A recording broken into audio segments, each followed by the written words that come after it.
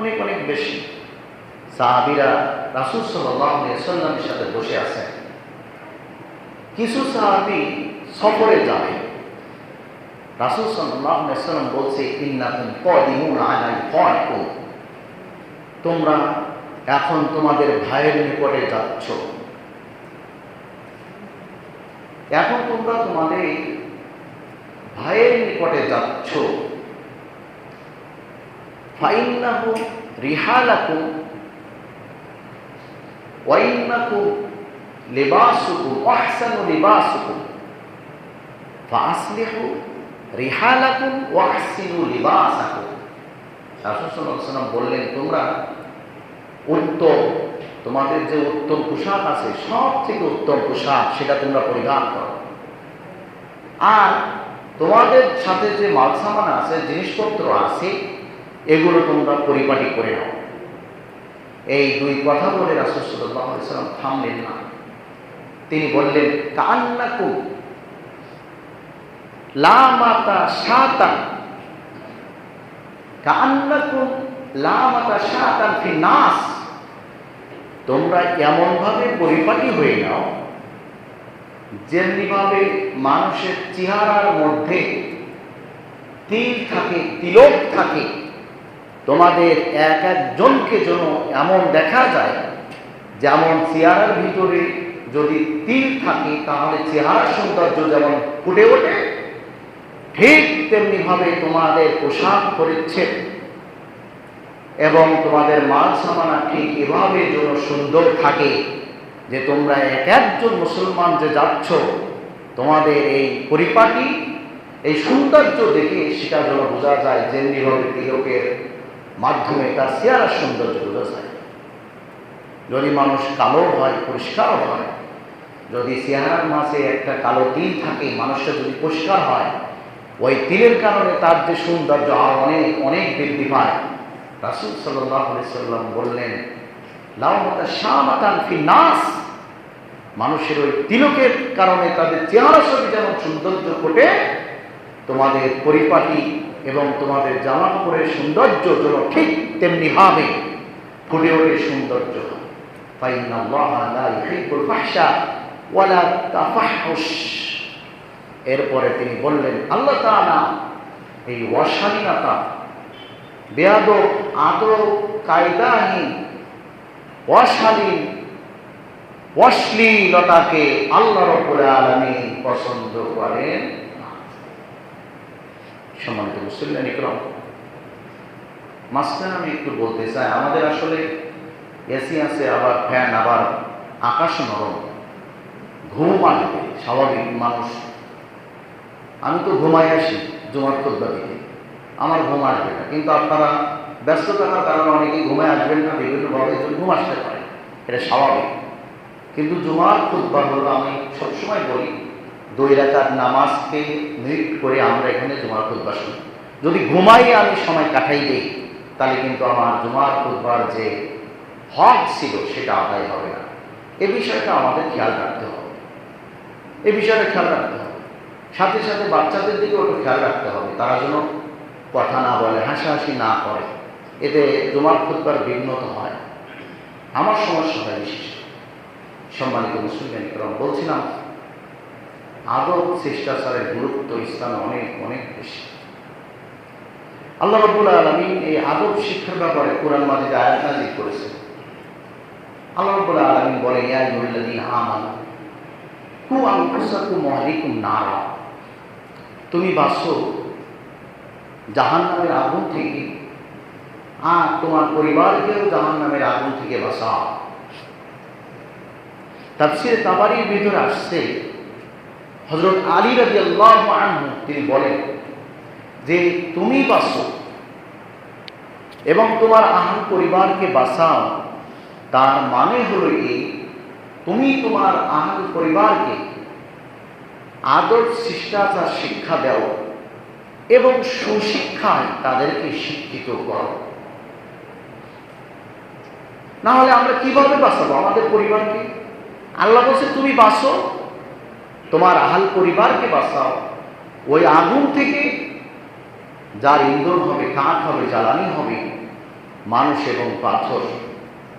আর এই আগুন যারা পাহারা দেবে, ঠিকঠাক মতো তাপ শরীরে লাগছে কিনা, উঠছে কিনা, সাজা শাস্তি ঠিক মতো হচ্ছে কিনা, লা ইয়াসুনাল্লাহা মা আমারাহুম ওয়া ইয়াফআলুনা মা ইউমারুন, বলা হয়েছে তারা হলো কর্কশ, তাদের কোনো দয়া মায়া নেই, নির্দয়। এই ধরনের ফেরেশতা সেখানে নিযুক্ত থাকবে এবং তাদের ব্যবহার আচার হবে খুব ক্রূর, শক্ত, এবং তাদের মন গলানো কোনো রকম সম্ভব হবে না। লা ইয়াসুনাল্লাহা মা আমারাহুম ওয়া ইয়াফআলুনা মা ইউমারুন। আল্লাহ রাব্বুল আলামিন তাদেরকে যে নির্দেশ দিয়েছেন তার এক বিন্দু তারা কমও করবে না, বেশিও করবে না। আল্লাহ তাআলা পরিপূর্ণ কথাটা কিন্তু আমাদেরকে জানিয়ে দিয়েছেন যে শাস্তিটা হবে কিভাবে, মানুষ এবং পাথর দিয়ে। শুধু মানুষই পুড়ে যাবে তা না, পাথর দিয়ে আর মানুষ দিয়ে জ্বালানি বানানো হবে, তারপরে পোড়ানো হবে। আর শক্ত কর্কশ মেজাজের ফেরেশতা থাকবে, কোনো শীতলতা শান্তি পাওয়ার কোনো সুযোগ নেই। এই জন্য তুমি শুধু বাঁচলে হবে না, তোমার পরিবারকে বাঁচাও। আলী রাদিয়াল্লাহু আনহু বলেন, এর মানেই হলো এই, তুমি তোমার পরিবারকে, তোমার সন্তানকে, তোমার স্ত্রীকে, তোমার মেয়েকে, তোমার ভাইকে তুমি শিষ্টাচার আদবের শিক্ষা দাও এবং সুশিক্ষায় শিক্ষিত করো। সম্মানিত উপস্থিতি, শুধু তাই নয়, আদবের কারণে, শিষ্টাচারের কারণে অনেক সময় মানুষ আল্লাহ তাআলার পক্ষ থেকে হেদায়েত লাভ করে, যেটা আমরা দেখতে পাই। মূসা আলাইহিস সালাতু ওয়াস সালাম ও ফিরআউনের যে জাদুকর ছিল তাদের মধ্যে আমরা জানি মূসা আলাইহিস সালাতু ওয়াস সালামকে বেকায়দায় ফেলার জন্য ফিরআউন আয়োজন করেছিল কিছু জাদুকর। তার যে জাদুকর ছিল প্রায় 70,000-এর মতো, কেউ বলে 12,000, কেউ বলে 17,000, বিভিন্ন জন, যা হোক কিছু জাদুকর সে একত্রিত করেছিল যে মূসার লাঠি নাকি কি সত্য না আমার জাদুকর সত্য, এটা প্রমাণ করার জন্য। বিস্তারিত অনেক বড় ঘটনা। তা মূসা আলাইহিস সালাম যখন লাঠি নিয়ে উপস্থিত হলেন, আর তারা তাদের সেই জাদু দড়ি এবং কিছু লাঠি, আসলে সেগুলো কোনো জাদু কিছুই ছিল না, মানুষের চোখের ভেলকি, সেটা নিয়ে তারা উপস্থিত হলো। কিন্তু জাদুকররা ছিল অনেক শিষ্টাচার, আদব তাদের ভিতরে ছিল। তারা মূসা আলাইহিস সালাম বলেছিলেন, ক্বাল ইয়া মূসা ইম্মা আন তুলকিয়া ওয়া ইম্মা আন নাকুনা আউওয়ালা মান আলকা। বলেছিল, মূসা আমরা তো সবাই রেডি, এখন তুমি তোমার যে কেরামতে আছে সেটা তুমি আর কি আগে নিক্ষেপ করবে না আমরা আগে নিক্ষেপকারী হব। কিন্তু সেখানে ছিল মূসা আলাইহিস সালাম মাত্র 300, তার আরো কম লোক জনবল নিয়ে মূসা আলাইহিস সালাম ছিলেন, এবং ফিরআউনের লোক লস্কর ছিল সেখানে লক্ষাধিক বেশি। তারা যদি মূসার অনুমতি না নিত কিংবা তাকে কোনো স্পেস না দিত তাহলে তাদের কোনো সমস্যা হতো না। কিন্তু এই জাদুকরদের ভিতরে ছিল আদব কায়দা, শিষ্টাচার। তারা রীতিনীতি ভঙ্গ করেনি। তারা বলেছিল যে তুমি আগে নিক্ষেপ করবে, তোমার সেটা না, আমরা নিক্ষেপকারী হব, তারা বলেছিল। এরপরে মূসা আলাইহিস সালাম অনুমতি দিয়েছিলেন, ঠিক আছে তোমরাই আগে নিক্ষেপ করো। তারা যখন নিক্ষেপ করেছিল মূসা আলাইহিস সালাম ভয় পেয়ে গিয়েছিলেন। আল্লাহ রাব্বুল আলামিন ওহী করেছিলেন, ওয়াহাইনা ইলা মূসা আলকি আসা ফাইযা হিয়া তালকাফু মা ইয়াফিকুন। আল্লাহ বলছে, আমি ওহী করলাম মূসা আলাইহিস সালামকে, কোনো ভয় নেই, আনতাল আলা, আমি তো তোমার সাথে আছি, তুমি তোমার হাতে যেটা আছে লাঠি এটা ছেড়ে দাও।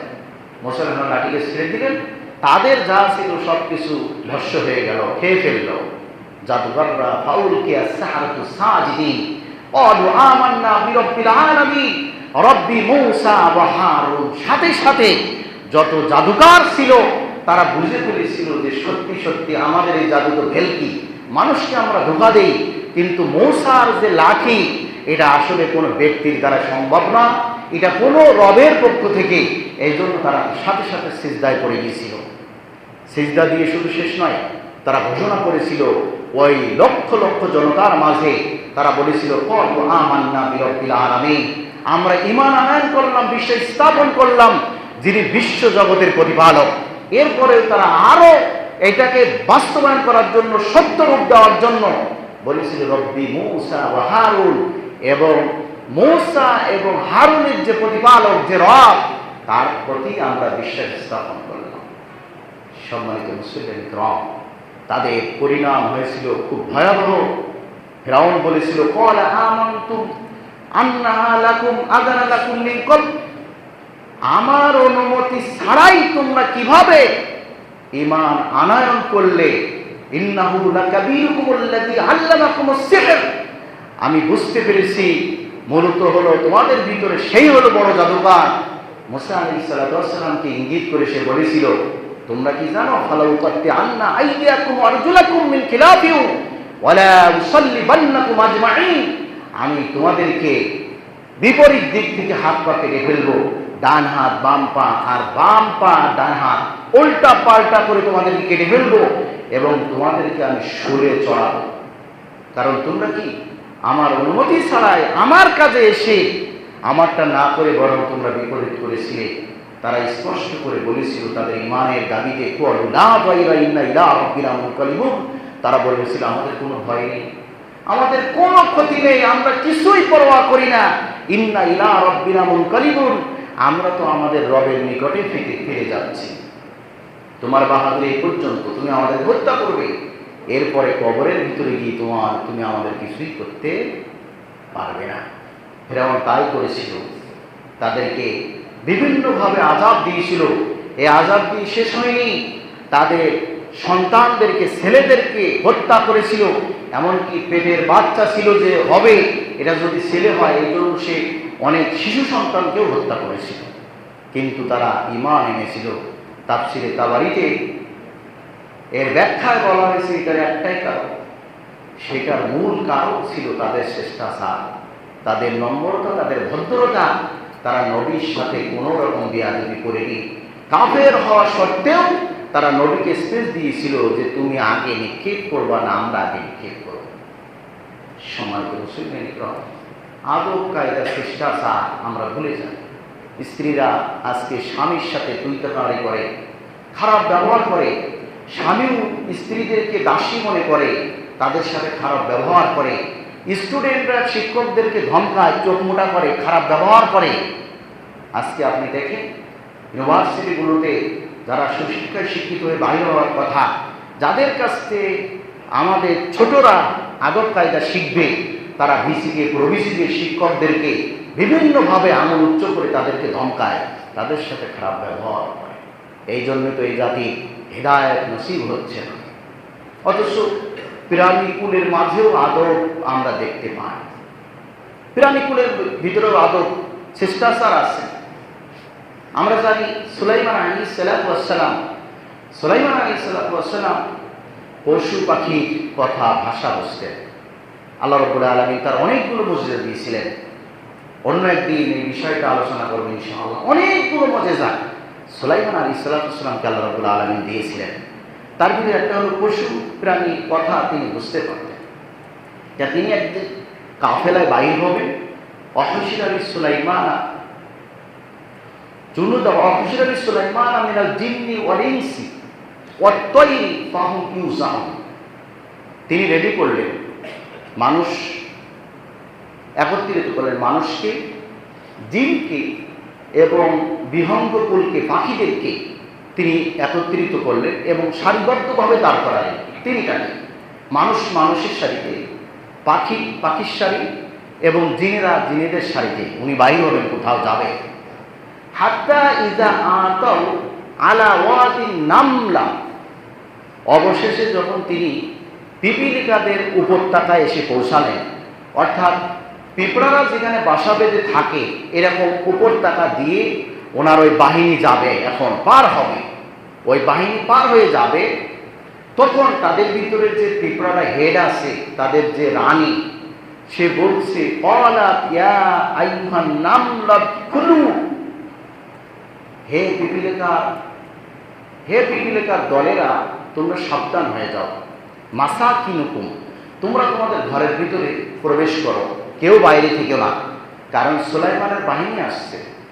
এই জন্য তোমরা কি করো, মাসাকিনুকুম ওহুম লা ইয়াহমাতান্নাকুম লা ইয়াহতামান্নাকুম জুনুদাহু ওহুম লা ইয়াশউরুন, বলছে হয়তোবা তাদের অজান্তে অজ্ঞাতবশত তাদের যে বাহিনী আসছে তার তলায় পিষে তোমাদেরকে মেরে ফেলতে পারে, তোমরা মারা যেতে পারো।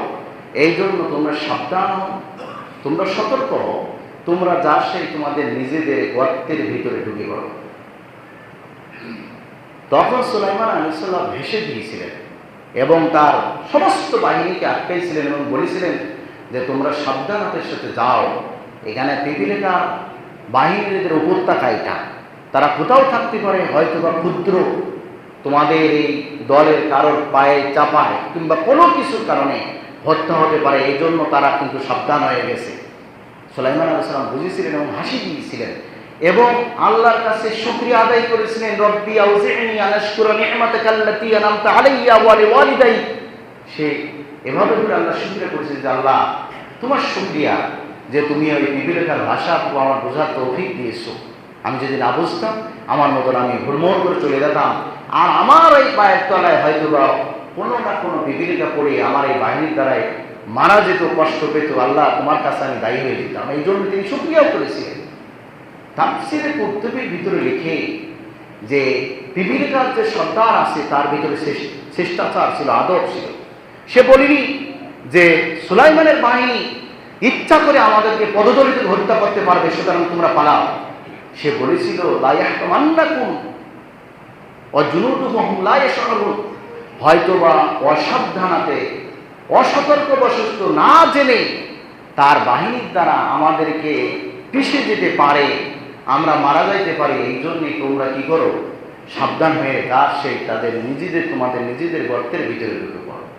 সম্মানিত মুসলিম ইকরাম, সে যে একটা পিপিলিকা, সে যে আল্লাহ তাআলার একটা প্রাণীকুল, তার ভিতরেও কিন্তু শিষ্টাচার ছিল, তার ভিতরেও আদব কায়দা ছিল, যেটা আমরা মানুষ হয়ে আশরাফুল মাখলুকাত হয়ে অনেক সময় আমাদের ভিতরে পাওয়া যায় না।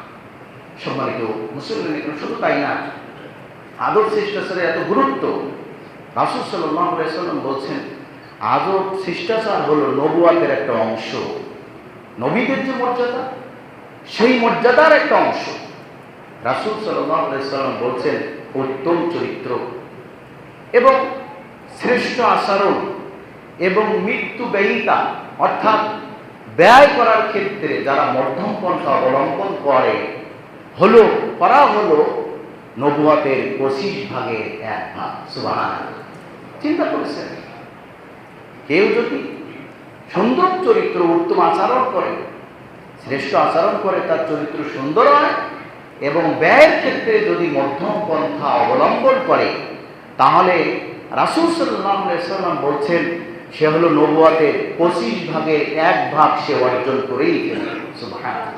শুধু তাই না, আদব শিষ্টাচারের এত গুরুত্ব যে আব্দুল্লাহ ইবনে আব্বাস রাদিয়াল্লাহু আনহু বলেন যে তোমরা আদব শিষ্টাচার অর্জন করো।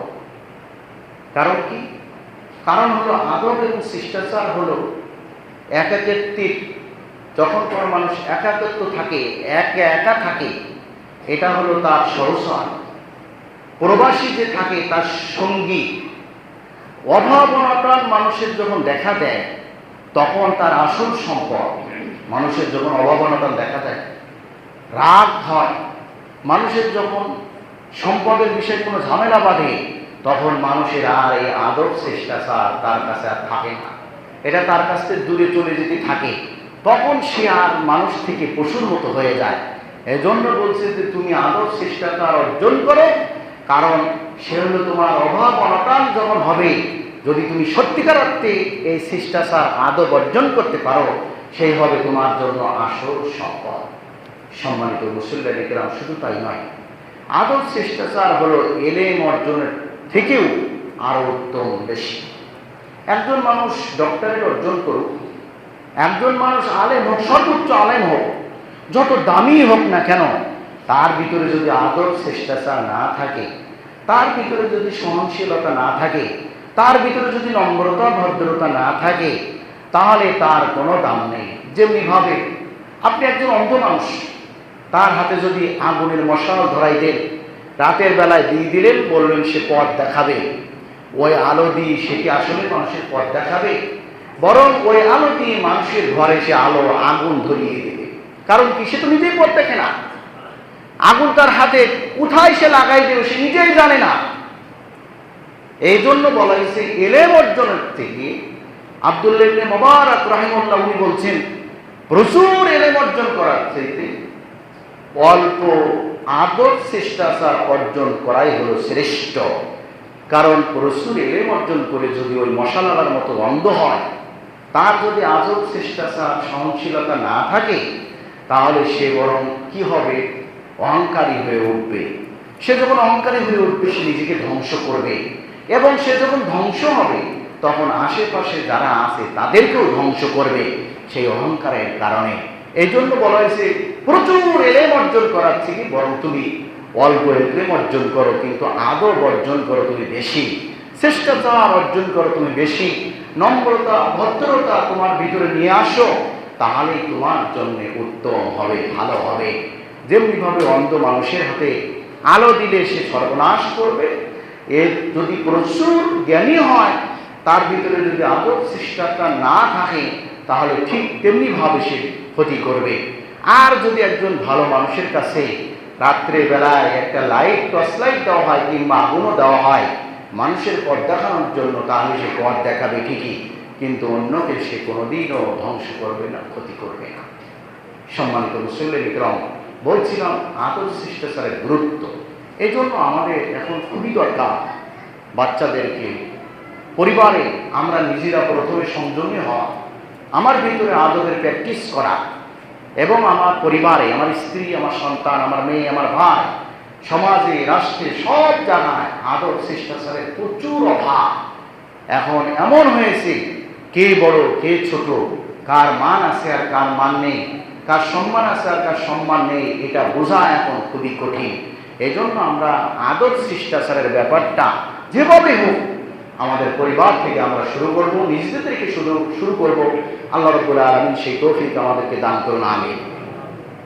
আদব যদি না থাকে, কেউ যদি বেআদব হয়, আদবের বিপরীত যদি কারোর কাছে ঘটে, তার জন্য এই দুনিয়া এবং আখিরাত দুইটাই বরবাদ।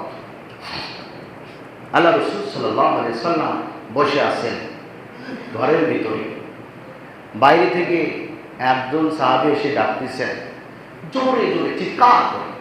আল্লাহ নবী কিছু মানুষের সাথে কথা বলছেন, বাইরে থেকে একজন চিৎকার করে কি করছে, ডাকাডাকি করছে। এমন চিৎকার মনে হচ্ছে যে রাসূল সাল্লাল্লাহু আলাইহি ওয়াসাল্লাম মনে হয় আপনারা শুনতেছে না, এই জন্য চিৎকার করছে।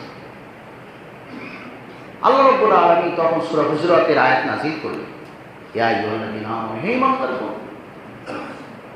লা তারফাউ আসওয়াতাকুম ফাওকা সাওতিন নাবিয়্যি ওয়া লা তাজহারু লাহু বিল কওলি কাযাহরি বা'দিকুম লিবা'দিন আন তাহবাতা আমালুকুম ওয়া আনতুম লা তাশউরুন। বলছে তোমাদের কণ্ঠস্বর যদি নবীর কণ্ঠস্বরের উপরে হয় তাহলে আন তাহবাতা আমালুকুম, তোমাদের অজান্তেই তোমাদের যত আমল আছে সব আমলগুলোকে আল্লাহ রাব্বুল আলামিন বাতিল করে দিবে, সব আমলগুলোকে বাতিল করে দিবে। আপনি সন্তান বাবার সাথে চিৎকার করেন, বাবা যদি উফ করে, উফি ওয়ালা তানহারহুমা ওয়া কুল লাহুমা কাওলান কারীমা। আল্লাহ রাব্বুল আলামিন বলছে পিতা যেন শব্দ না করে, যদি করে তাহলে আল্লাহর আরশ পর্যন্ত কেঁপে যায়, তার দুনিয়া আখিরাত সব বরবাদ হয়ে যাবে। তারপর কি আপনি শিক্ষকের সাথে বেয়াদবি করবেন? বলাইছে কি খায়রুকুম মান তাআল্লামাল কুরআন ওয়া আল্লামা, তোমাদের ভিতরে সে শ্রেষ্ঠ যে কোরআন শিক্ষা দেয় এবং যে শিক্ষা করে। আপনি যে শিক্ষক আপনাকে শিক্ষা দিচ্ছে তার সাথে আপনি বেয়াদবি করা মানে হলো আপনার জীবন বরবাদ। আল্লাহর কাছে সে হলো সর্বোত্তম ব্যক্তি, আর রবের কাছে যে সর্বোত্তম তার সাথে আপনি বেয়াদবি করলে আপনার পরিস্থিতি কি হবে চিন্তা করে দেখেন, প্রত্যেকটা ক্ষেত্রে। এরপরে রাসূল সাল্লাল্লাহু আলাইহি ওয়াসাল্লাম বলছেন কি, সেই ব্যক্তি হলো আমার উম্মত না যে বড়দেরকে সম্মান করে না এবং ছোটদেরকে স্নেহ করে না, এই দুই শ্রেণীর মানুষ আমার উম্মতই না। তাহলে আপনার জীবনে বরবাদ হওয়ার জন্য আর কিছু লাগবে? রাসূল যদি নিজেই বলে সে আমার উম্মত না, সুতরাং আদর শিষ্টাচার আমাদের সব সময় প্রয়োজন। বেয়াদবি যদি আমরা করি, শিখি, কারোর সাথে করি, আমার অজান্তেই আল্লাহ রাব্বুল আলামিন আমার আমল নামাগুলোকে ধ্বংস করে দিবেন। আমি চিন্তা করব আমি নামাজি, আমি হজ করেছি, যাকাত দিয়েছি, কত কিছু করেছি, কিন্তু ফলে মাত্র আমার আমল বলতে কি আমাদের দিন কিছুই থাকবে না। এই জন্য আমাদেরকে সব জায়গাতেই আমাদেরকে এই বেয়াদবির যত কাজ কারবার আছে এগুলোকে পরিহার করতে হবে। যদি করতে পারি, রাসূল সাল্লাল্লাহু আলাইহি ওয়াসাল্লাম আমাদের জন্য সুসংবাদ দিয়েছেন। রাসূল সাল্লাল্লাহু আলাইহি ওয়াসাল্লাম বলেছেন কি আমাদের দিন সব থেকে আমার নিকটবর্তী হবে এবং আমার ভালোবাসার প্রিয় মানুষ হবে সেই ব্যক্তি যার চরিত্র সুন্দর এবং যার আদব শিষ্টাচার ভালো, সেই কি আমার দিন সবচাইতে আমার নিকটবর্তী কাতারে থাকবে আর আমার প্রিয় মানুষ হবে, ভালোবাসার মানুষ হবে। সুবহানাল্লাহ। রাসূল সাল্লাল্লাহু আলাইহি ওয়াসাল্লামকে জিজ্ঞাসা করা হলো, ইয়া রাসূলুল্লাহ, জান্নাত পাওয়ার, এই সফলতা পাওয়ার দুনিয়া আখিরাতে সবচেয়ে কি বেশি হকদার? আল্লাহ রাসূল সাল্লাল্লাহু আলাইহি ওয়াসাল্লাম বলছেন, যার চরিত্র উত্তম ভালো এবং যার শিষ্টাচার ব্যবহারিক জীবন ভালো, সেই হলো জান্নাতে পাওয়ার সবচেয়ে হকদার। আল্লাহ রাব্বুল আলামিন আমাদেরকে এই আদব শিষ্টাচার শিখে আমরা যেন আল্লাহর ওই জান্নাত অর্জন করতে পারি এবং দুনিয়া আখিরাতে সফলতা অর্জন করতে পারি। আল্লাহ রাব্বুল আলামিন আমাদেরকে সেই তৌফিক দান করুন। আমিন। ওয়া আখিরু দাওয়ানা আলহামদুলিল্লাহি রাব্বিল আলামিন। বারাকাল্লাহু লানা ওয়া লাকুম ফিল কুরআনিল আযীম ওয়া নাফা'না ওয়া ইয়্যাকুম বিল আয়াতি।